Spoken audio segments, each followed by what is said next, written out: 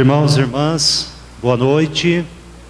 Que a graça e a paz do nosso Senhor e Salvador, Jesus Cristo, esteja sobre os irmãos, sobre a igreja. Meus irmãos, neste sábado nós tivemos a reunião do nosso presbitério e quero dizer que foi uma reunião muito boa, agradável, proveitosa. E entre os assuntos ali tratados, nós também tratamos, o presbitério tratou a respeito então da vinda do reverendo Amaury para a nossa igreja. E nós queremos comunicar à igreja aqui que o reverendo Amaury então já faz parte da nossa equipe pastoral. Então eu quero convidar aqui o reverendo Amaury, e se os familiares quiserem também vir, vai ser a esposa, as duas filhas, para que a gente apresente a igreja. E nesse momento importante para a vida deles e também para a vida da nossa igreja. Então o reverendo Amaury, a Mara, a esposa, a Débora, a filha mais velha, e a Giovana, a mais nova. Então está aí a família. E tem o Guilherme também, que é o filho mais velho, que está lá em São Paulo estudando. Então compõe a família do reverendo Amaury. Irmãos, e nós queremos, diante da igreja, dar as boas-vindas a esta família. Já estão lá conosco, né, esses dias, dar as boas-vindas. Eles estão voltando para São Paulo para ajeitar a mudança e aí então vir definitivamente aqui para o nosso meio. Vai deixar a Débora para trás, né? Vai ficar lá com a gente e já começar os estudos. Eu quero convidar aqui o nosso vice-presidente do conselho, presbítero Laelton, pedir ao irmão que vem aqui, em nome do conselho, receber a família e também orar para que Deus abençoe nesta obra tão preciosa. Os irmãos vêm com toda a disposição, toda a alegria, servir ao Senhor aqui em Brasília. Então, presbítero Laelton, recebendo a família, dando as boas-vindas e orando para que Deus abençoe.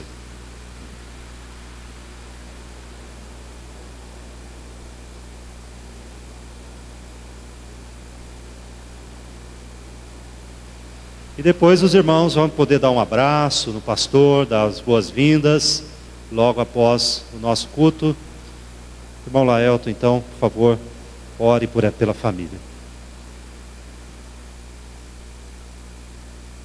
Fica de pé, irmãos, nós estamos orando. Senhor nosso Deus e Pai, nós te agradecemos, Senhor, porque o Senhor é bondoso e o Senhor é fiel para conosco. Ó Senhor, nós agradecemos, ó Pai, por esta família que está de mudança para cá. Que o Senhor, ó Pai, esteja direcionando, ó Pai, todo esse processo, para que seja, ó Pai, feito para a honra e glória do Teu nome, ó Pai. Abençoa essa família aqui, pastor Amaury, sua esposa, suas filhas, que eles sejam ricamente abençoados, ó Pai. Que eles também sejam, Pai, bênçãos nas nossas vidas, Senhor. Ó Deus, nós te agradecemos e pedimos, ó Pai, que o Senhor esteja direcionando todo esse processo. Abençoe a Tua igreja, em nome de Jesus. Amém.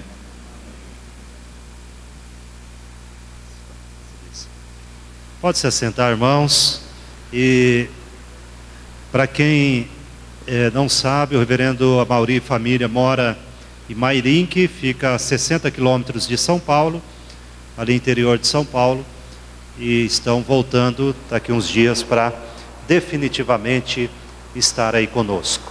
Que Deus abençoe grandemente a vida da família Vação, isso mesmo, né? Família Vação. Vamos acompanhar aqui o texto, Lucas 7, versículos 36 ao 50. Diz assim a palavra de Deus: convidou um dos fariseus para que fosse jantar com ele. Jesus, entrando na casa do fariseu, tomou lugar à mesa. E eis que uma mulher da cidade, pecadora, sabendo que ele estava à mesa na casa do fariseu, levou um vaso de alabastro com unguento, e estando por detrás aos seus pés, chorando, regava-os com suas lágrimas, e os enxugava com os próprios cabelos, e beijava-lhe os pés, e os ungia com unguento. Ao ver isto, o fariseu que o convidara disse consigo mesmo: se este fora profeta, bem saberia quem e qual é a mulher que lhe tocou, porque é pecadora. Dirigiu-se Jesus ao fariseu e lhe disse: Simão, uma coisa tenho a dizer-te. Isso aqui é para acordar a gente, né?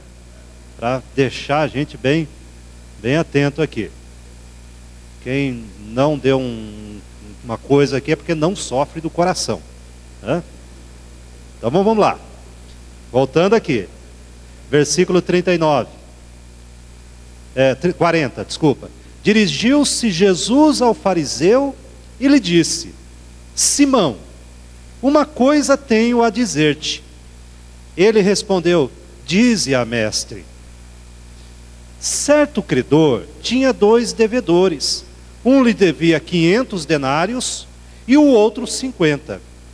Não tendo nenhum dos 2 com que pagar, perdoou-lhes a ambos. Qual deles, portanto, o amará mais? Respondeu-lhe Simão: suponho que aquele a quem mais perdoou. Replicou-lhe Jesus, julgaste bem. E voltando-se para a mulher, disse a Simão: vês esta mulher? Entrei em tua casa e não me deste água para os pés. Esta, porém, regou os meus pés com lágrimas e os enxugou com seus cabelos. Não me deste ósculo. Ela, entretanto, desde que entrei, não cessa de me beijar os pés. Não me ungiste a cabeça com óleo, mas esta, com bálsamo, ungiu os meus pés. Por isso te digo, perdoados lhe são os seus muitos pecados, porque ela muito amou. Mas aquele a quem pouco se perdoa, pouco ama. Então disse a mulher: perdoados são os teus pecados.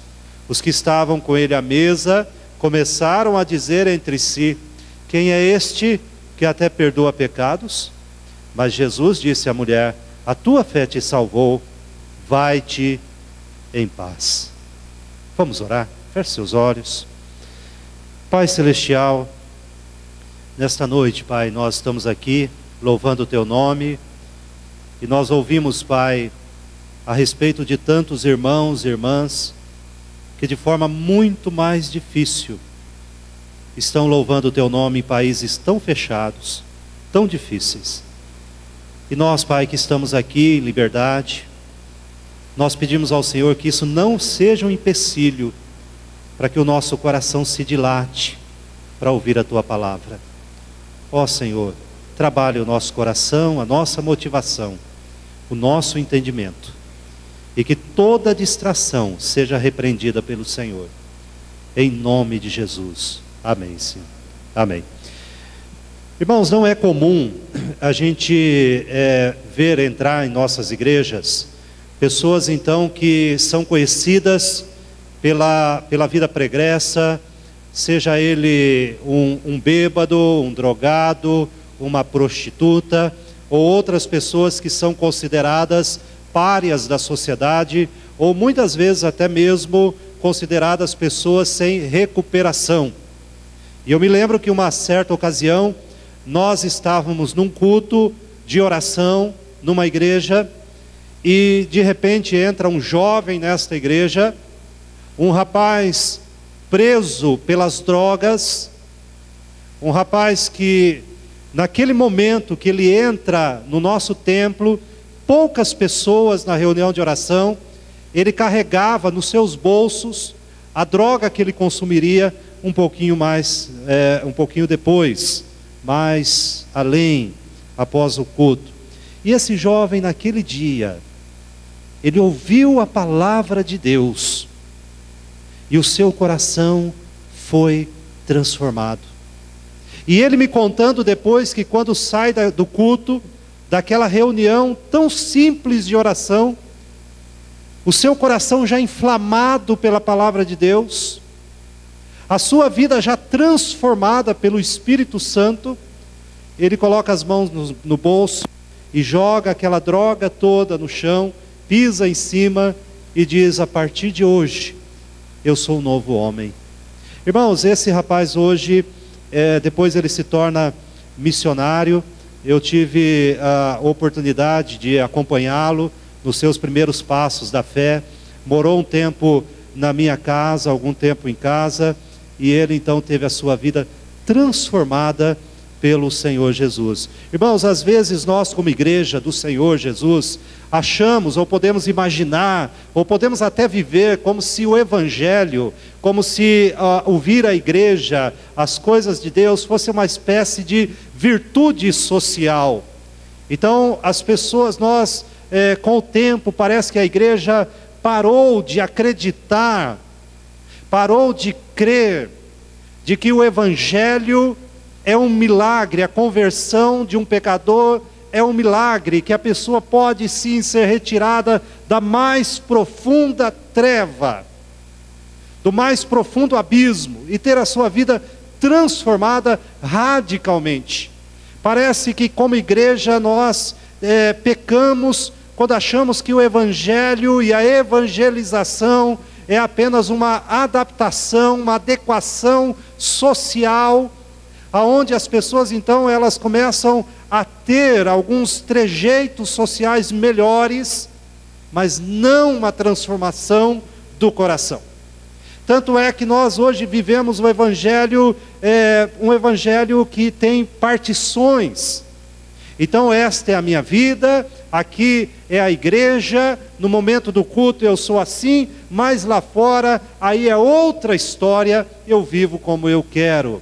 E o Evangelho não tem alcançado, muitas vezes, por culpa da igreja, corações dos homens transformando-os. Irmãos, a Bíblia diz, e Paulo ele grita lá em Romanos capítulo 1, versículo 16, que o Evangelho é o poder de quem? De Deus. Então vamos dizer, o Evangelho é poder de Deus para a salvação de todo aquele que crê. Não interessa a classe social, na verdade não interessa. Não interessa se aquele é bem visto na sociedade ou mal visto na sociedade, mas o Senhor alcança pessoas na favela e o Senhor alcança pessoas nos palácios. O Senhor alcança o pobre e o Senhor alcança o rico. O Senhor alcança o jovem e o velho. Não há limites para Deus. E quando nós olhamos esse texto, nós começamos a olhar a carta de Lucas, e sabemos que Lucas tem um propósito em escrever essa carta, e ele diz, olha, eu fiz uma investigação muito acurada, ele diz no capítulo 1, para escrever a um homem chamado Teófilo, talvez um novo convertido, uma pessoa de posição social alta, um homem culto, e ele fala, olha Teófilo, eu investiguei, certamente Lucas, ele conversou com os discípulos, pessoas que ainda estavam vivas, talvez, quem sabe, ele tenha conversado com a própria Maria, mãe de Jesus, e com pessoas que acompanharam, viram face a face os milagres de Jesus. Ele fala, depois de uma investigação, Teófilo, o que eu escrevo para você é o Evangelho. E no capítulo 4, ele vai dizer de objetivo, ele diz, olha, o Senhor Jesus está inaugurando o seu reino. O Senhor Jesus, como diz lá no capítulo 4, versículo 17 e 18, está apregoando o ano aceitável do Senhor. As boas novas da salvação chegou, o reino de Deus está presente, está inaugurado, e pessoas têm ouvido a pregação do Evangelho, não importa quem é, e tem sido transformada. Irmãos, o Evangelho é o poder de Deus. E esse texto aqui, nós vemos aqui um contexto interessante. No capítulo de número 7, Jesus está falando a respeito de João Batista. E ele, a partir do versículo 24, ele está falando a respeito de João. E Jesus faz uma marcação bem interessante, porque ele faz um contraste. Olha, o que João era, o que João falava, o João Batista, e que os fariseus eram e falavam. Então ele faz um contraste aqui muito interessante. A forma que João Batista vivia e a forma que os fariseus viviam. Tanto é que Jesus Cristo, ele começa a falar sobre os desígnios de Deus. E ele fala, olha, João anuncia a respeito da chegada do reino de Deus, dos desígnios de Deus, do que Deus quer para a nossa vida. As pessoas entenderam os desígnios de Deus. E ele fala isso no versículo 29, observe bem, no capítulo 7 de Lucas, versículo 29, Jesus diz assim, todo o povo que o ouviu, Lucas narra ali, né? E até os publicanos reconheceram a justiça de Deus. Imagine você, Jesus lá pregando, e a mulher pecadora, a prostituta que aparece no texto, estava ali. E ela entendeu. E ela entendeu. E ele continua, tendo sido batizados com o batismo de João. Mas os fariseus e os intérpretes da lei rejeitaram, quanto a si mesmos, o desígnio de Deus, não tendo sido batizados por ele. Então Jesus começa a falar dos desígnios de Deus. E de repente, irmãos, ele diz, Lucas diz, olha, os fariseus, esse pessoal, eles não aceitaram a mensagem de Deus, a visitação de Deus naquele lugar, através do anúncio do reino de Deus. E aí no capítulo 7, versículo 36, que nós lemos, Jesus é convidado para jantar. Jesus é convidado a uma casa para jantar. E o nome do seu hospedeiro era justamente Simão, e que era um fariseu. Jesus havia criticado os fariseus e dito a eles, olha, vocês não aceitaram os desígnios de Deus para a vida de vocês. De repente, Simão, ele convida Jesus para o jantar. E aí, irmãos, nós podemos pensar, bom, um convite para o jantar deve ser que esse fariseu entendeu a mensagem e ele é um dos que se converteu. Não, porque o texto fala que ele deixou de fazer 3 coisas. Quando um judeu era convidado para a casa de outro judeu, principalmente se ele fosse um rabi, e Jesus é tratado como um mestre, rabi, né? Na porta, ele já recebia um beijo, o ósculo. E aí então ele entrava, e um dos criados então da casa ia lavar os seus pés. Então ele tinha os seus pés lavados como um sinal de cortesia, de boas-vindas. É como se você convidasse alguém para jantar, e quando essa pessoa chega à porta da sua casa, você abre a porta, estende a mão, dá um abraço e diz, seja bem-vindo. E a pessoa é convidada para entrar na sua casa, e você a convida para sentar no melhor lugar da casa, no lugar mais confortável, e você então oferece a sua cortesia. E Jesus não recebeu o ósculo, o beijo de boas-vindas, Jesus não teve os seus pés lavados, e Jesus, como mestre, não teve a cabeça ungida, como também era um costume das boas maneiras de um judeu ao receber outro em casa. Isso significa que Simão, na verdade, convida Jesus para jantar, mas Simão é um homem que despreza a presença do mestre. Ele é um homem que despreza a visitação de Deus na sua casa. Ele não quer Jesus ali, ele apenas quer que Jesus caia em alguma contradição, e ele possa apontar e dizer, está vendo? É este que vocês estão ouvindo as palavras. Irmãos, eu quero meditar aqui rapidamente nesse texto, e a partir dele dizendo que todos nós estamos em dívidas com Deus. Todos nós estamos endividados diante de Deus. E nós vemos aqui a mulher pecadora, está em dívida diante de Deus. Veja aí o versículo de número 37. E eis que uma mulher da cidade, pecadora, sabendo que ele estava à mesa na casa do fariseu, levou um vaso de alabastro com unguento. Essa mulher ouve as boas novas do Evangelho e se converte. Jesus está pregando. Jesus está pregando nas ruas, Jesus está pregando nas praças, Jesus está pregando nas sinagogas, a chegada do reino de Deus, a conversão que é possível para o ser humano. E esta mulher ouve a mensagem do Evangelho. E quando ela ouve a mensagem do Evangelho, ela tem o seu coração então transformado. Mas, irmãos, o texto nos diz, no versículo 47, dá uma olhada aí na sua Bíblia, quando Jesus faz uma declaração. Por isso te digo, perdoados lhe são os seus muitos pecados. Esta mulher tem uma declaração de Jesus: os seus pecados estão perdoados. Irmãos, talvez a gente lê esse texto, ache um pouco estranho. Como que essa mulher entra na casa de outra pessoa para fazer o que ela fez aqui, né?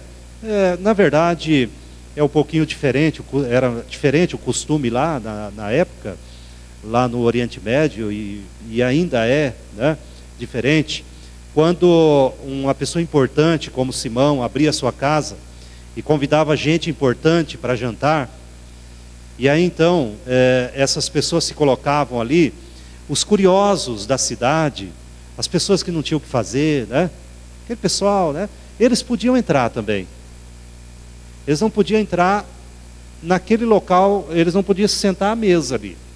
Mas podiam entrar, ficar lá de braços cruzados, olhando na casa. Não era nada, não era falta de respeito, nada disso.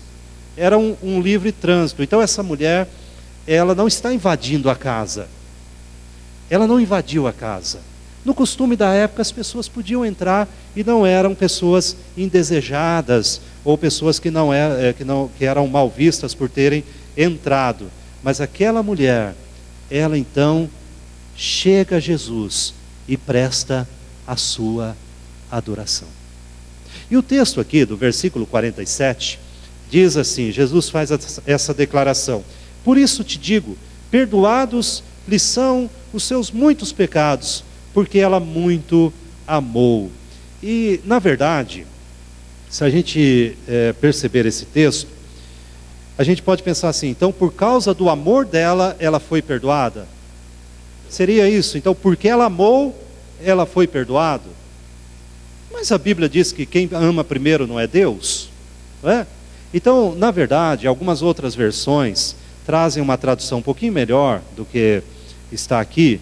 Eles traduzem melhor a expressão do texto, dizendo assim: o grande amor dela prova que os seus muitos pecados foram perdoados.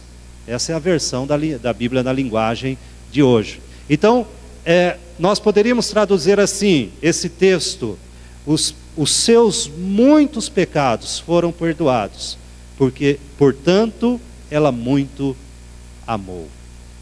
Ela foi perdoada e ela amou. O amor foi resultado do perdão na vida dela. Irmãos, nós podemos justamente começar a aplicar esse texto no nosso coração, e aí nós podemos perceber a nossa vida de dedicação e de adoração ao nosso Deus. E essa percepção não é se você sabe cantar os cânticos da igreja, não é se você sabe cantar os hinos da igreja, essa percepção não é se você canta mais alto, mas a sua dedicação ao Senhor. E o texto deixa bem claro que o fruto do perdão é o amor a Deus. O fruto de que eu fui transformado é o amor a Deus. E como tem sido a minha demonstração do meu amor a Deus, não uma demonstração para que outros vejam, mas uma demonstração diante do Senhor. Essa mulher então, no versículo de número 38, diz o seguinte: e estando por detrás aos seus pés, lembrando que o judeu então não se sentava à mesa como a gente, ele não puxava uma cadeira e se sentava. As mesas eram baixinhas quando tinham, bem baixas, e nas casas mais ricas, como de Simão, uma almofada era jogada ao chão, e a pessoa se reclinava sobre a mesa, apoiada com seu braço na almofada, e os pés eram jogados para trás. Ele não ficava embaixo da mesa, como os nossos pés ficam quando a gente se senta à mesa. Eles eram jogados para trás, a pessoa se reclinava, quase que deitava.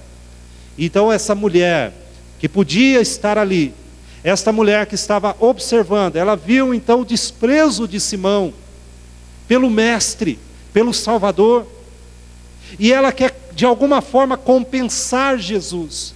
Ela ama tanto, porque ela foi perdoada, que ela não resiste o desprezo que Simão faz ao mestre, e ela tenta então compensar.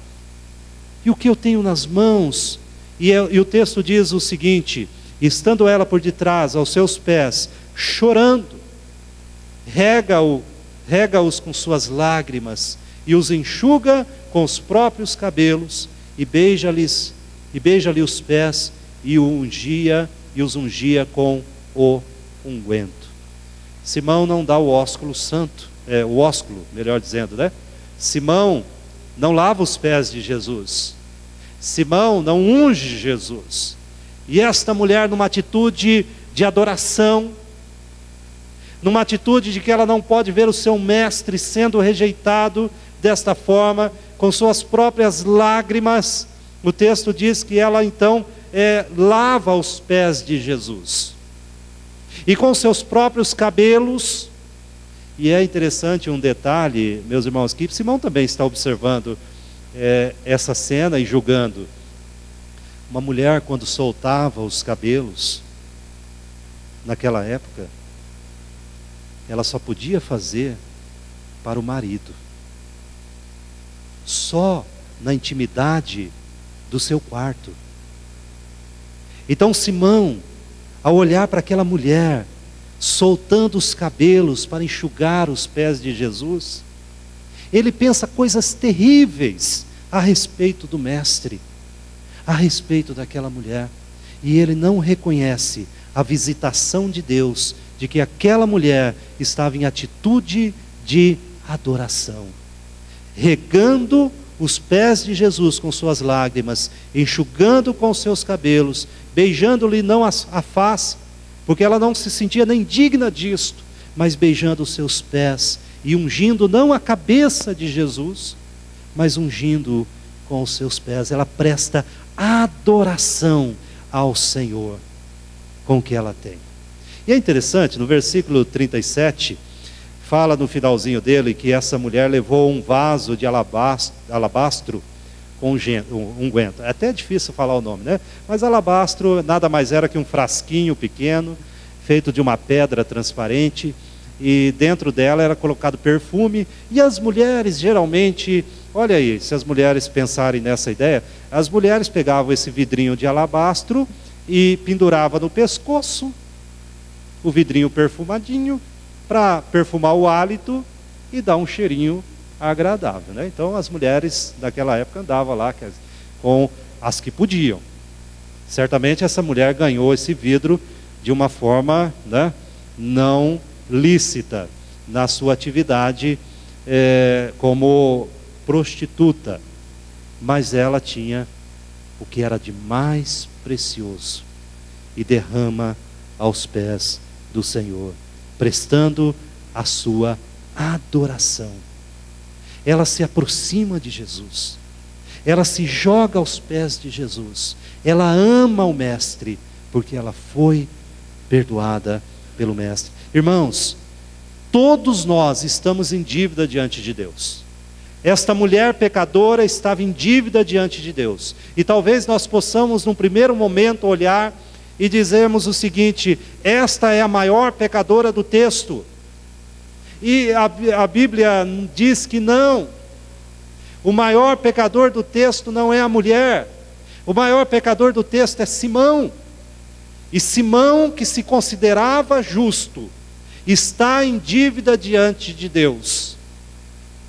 E o versículo de número 36 desse texto, a Bíblia diz assim: convidou um dos fariseus para que fosse jantar com ele. Jesus, entrando na casa do fariseu, tomou lugar à mesa. Como nós vimos, ele despreza a presença e ele despreza a pessoa de Jesus. Ele não se importa de que na casa dele, ele está tendo o maior privilégio que qualquer homem sobre a face da terra poderia ter. Ele está tendo a visitação do Mestre, ele está tendo a visitação do próprio Deus. Deus entra na sua casa. Irmãos, nós podemos muito bem perceber que todas as vezes que nós ouvimos a palavra de Deus, há uma visitação divina. Há uma visitação de Deus. Todas as vezes que ouvimos as boas novas do Evangelho, nós estamos sendo visitados por Deus. Há uma visitação divina. Simão não reconhece isso. Se você abrir Mateus capítulo 11, no versículo de número 21, nós vemos o Senhor Jesus aqui, capítulo 11, versículo 21, também fazendo uma visitação, e desta vez ele está nas ruas da cidade, ele está em Corazim, ele está em Betsaida, ele está visitando essas cidades. E o texto diz: ai de ti, Corazim, ai de ti, Betsaida, porque se em Tiro e Sidom se tivessem operado os milagres que em vós se fizeram, há muitos que elas se teriam arrependido com pano de saco e de cinza. Jesus andou nas ruas de Betsaida e de Corazim, comeu com seus habitantes, entrou nas suas lojas, entrou nas suas casas, mas Betsaida e Corazim não reconheceram a visitação de Deus. Como isso é sério? Porque o Senhor aponta diretamente para o juízo.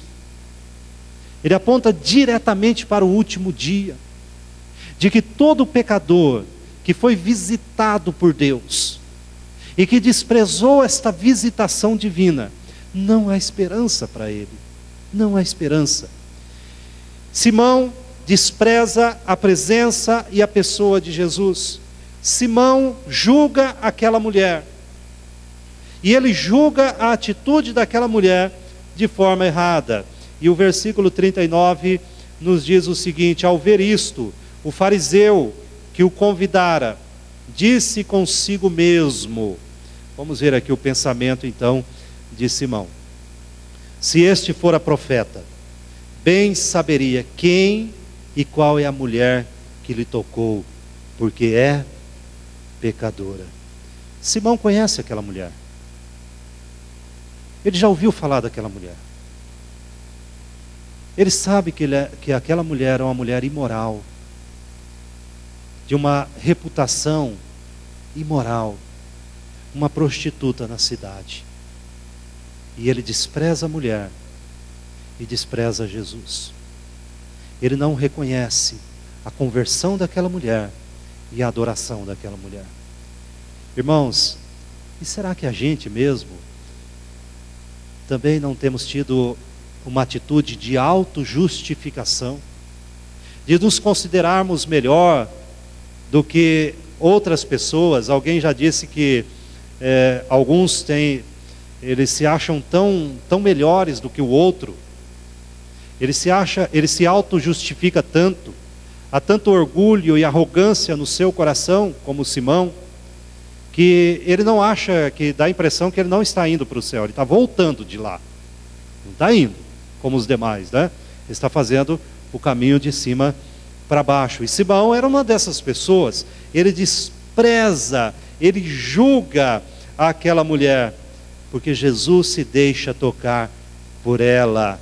Jesus aceita a sua adoração. Um homem religioso, mas que não acreditava na transformação de um pecador.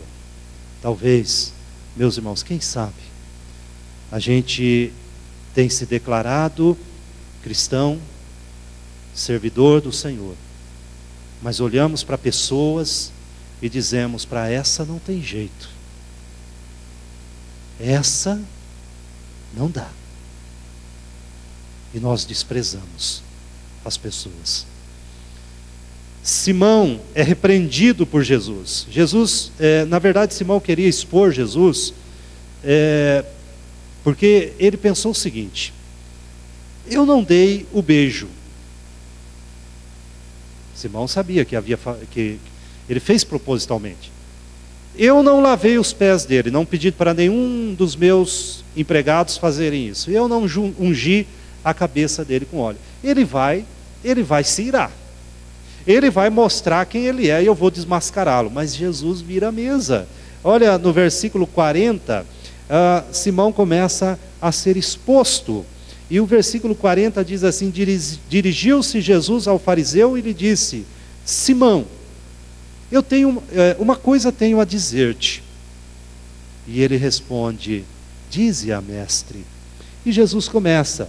No versículo de número 44, Jesus conta uma parábola, né, uma história, a partir do versículo 41, dizendo: olha, tinha dois caras que deviam.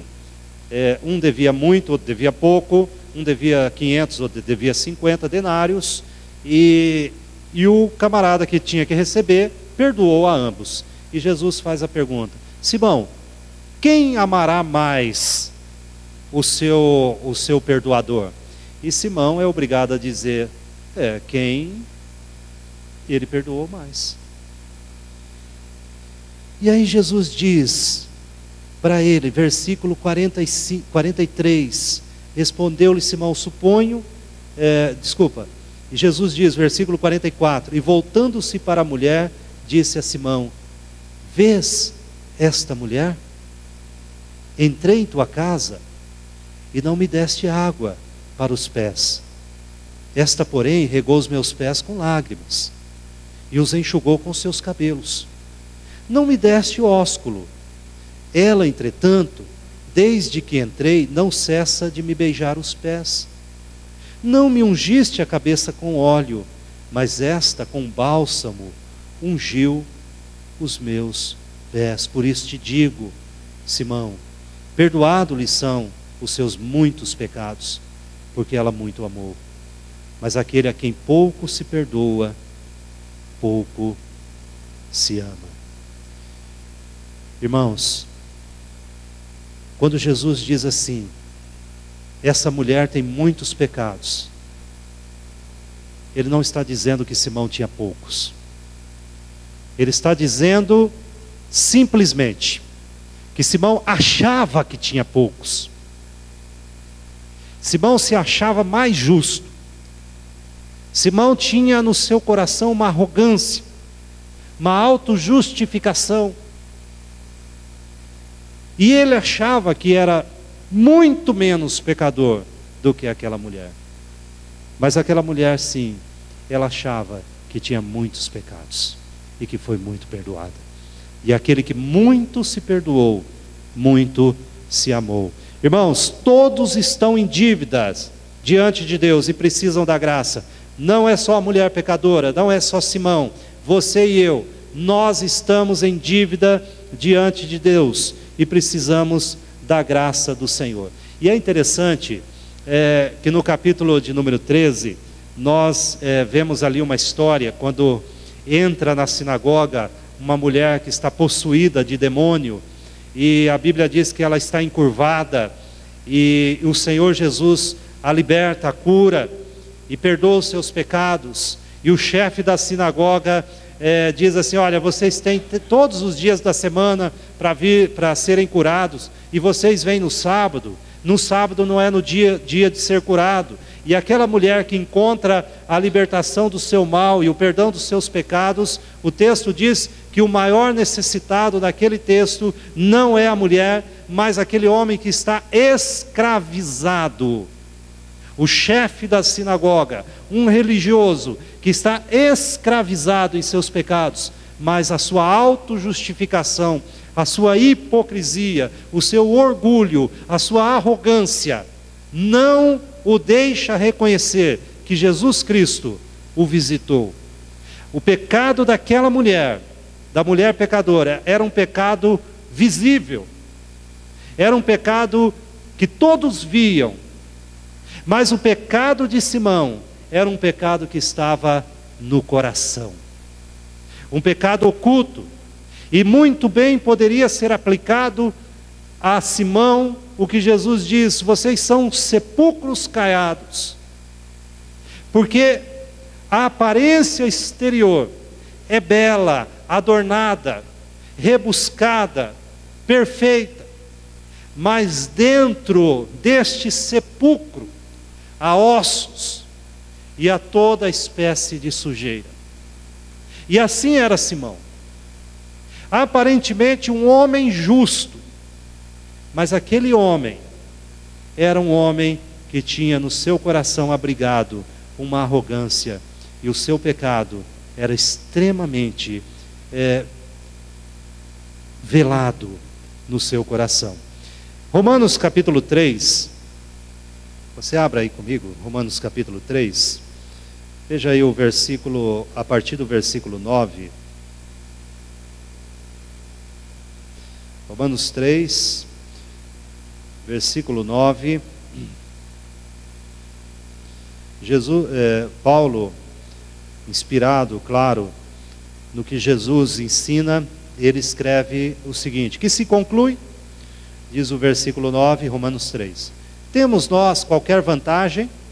Não, de forma nenhuma, pois já temos demonstrado que todos, tanto judeus como gregos, estão debaixo do pecado. Todo mundo está em dívida. Como está escrito, não há um justo, nenhum sequer. Não há quem entenda, não há quem busque a Deus. Todos se extraviaram e a uma se fizeram inúteis. Não há quem faça o bem, não há nenhum sequer. A garganta deles é sepulcro aberto. Com a língua urdem engano, veneno de víbora está nos seus lábios. A boca eles a têm cheia de maldição e de amargura. São os seus pés velozes para derramar sangue. Nos seus caminhos há destruição e miséria. Desconheceram o caminho da paz. Não há temor de Deus diante dos seus olhos. Ora, sabemos que tudo o que a lei diz aos que vivem na lei, o diz para que se cale toda a boca e todo mundo seja culpável perante Deus, visto que ninguém será justificado diante dele por obras da lei, em razão de que pela lei vem o pleno conhecimento do pecado. E esta é uma realidade na vida daquele homem e na nossa vida. Irmãos, todos nós estamos em dívida diante de Deus, e Jesus perdoa o pecador. Veja aí no versículo de número 48 de Lucas 7, quando Jesus faz uma declaração à mulher e olha para aquela mulher e diz para ela: mulher, os teus pecados estão perdoados. Nós não podemos entender que Jesus perdoa aquela mulher naquele momento, porque nós entendemos que Jesus Cristo já havia transformado o coração daquela mulher, e em resposta a essa transformação, essa mulher adora o Senhor, ela se joga aos pés do Senhor, mas Jesus está integrando esta mulher de novo à sociedade, porque diante daqueles homens que a viam como prostituta, aqueles que estavam sentados à mesa e olhavam para ela como uma mulher a mais inferior de todas, e o Senhor Jesus então olha para ela e diz: mulher, você está perdoada, reintegrando-a então àquela sociedade, aquela comunidade, deveria aceitá-la, amá-la. deveriam então olhar para ela de outra forma. E Jesus não só transforma o coração de uma pessoa, mas Jesus então nos convida e nos mostra que é possível a restauração dessa pessoa de todas as formas. Ela não seria mais uma pária, mas ela seria agora alguém restaurada. O ano aceitável do Senhor, o ano da remissão, que diz lá Levítico 25, é agora aplicado por Jesus. O ano do perdão. Não um ano, como lá os judeus a cada 49 anos, então eles proclamavam um ano de perdão. Tá? Então, o ano de número 50, as dívidas eram perdoadas, as terras eram devolvidas aos seus antigos donos, os escravos eram libertos, o ano da remissão. A cada 49 anos, no ano 50, isso acontecia. Era apontando o Messias.